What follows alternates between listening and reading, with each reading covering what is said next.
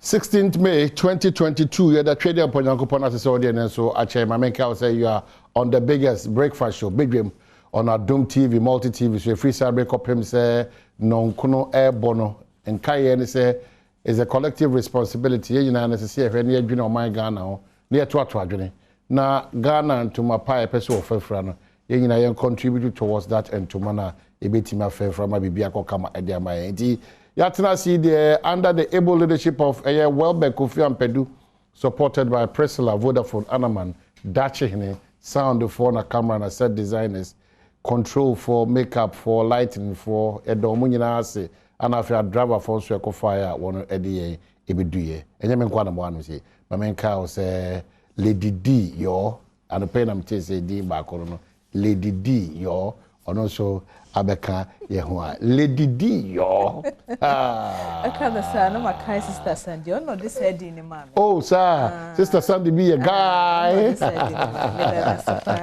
Now, Pom to say, I rather dominance or their chair. Good. You should have to throw in a Ghana for us because why this?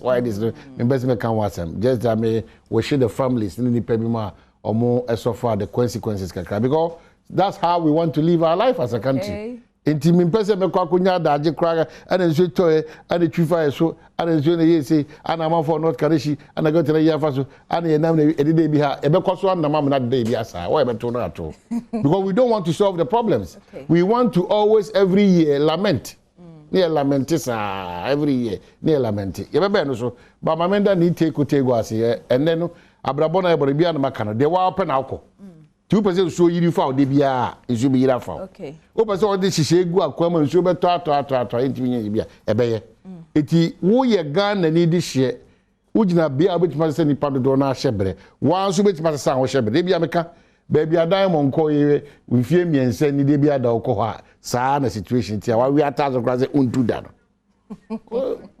if you say to me nya en sakraya na nsusan foforo e wo bra ye ya de dada ti wo no a wo be ka kire say de bia from 1992 na am the immediate example inso to yiri bia aban no na de ahye na atwa na ekọ na aban fa ba na ahye aban no ekọ na aban fa na de ahye aban no wo so je wo ya na wo ye sidan no so usi wo so de akosa baby aban so tin so fa ne da mam ya yiri ye ho na ya nkase antia say we are part of the solution process.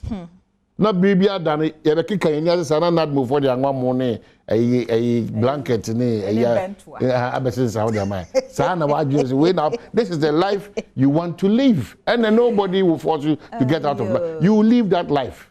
No akoso the asese abayifo e na oti ene nipa empowersen but you are the problem. You already take okan esa so wo kiro se mu say Nyankopon say o de papa ne bone asi anim na so Nyankopon say me hye wo say fa papa no if so nim say papa no na bebo asem ni na no do kwa de kasa tintin bi ani o chief kremofo di sha betina ha dia la walk about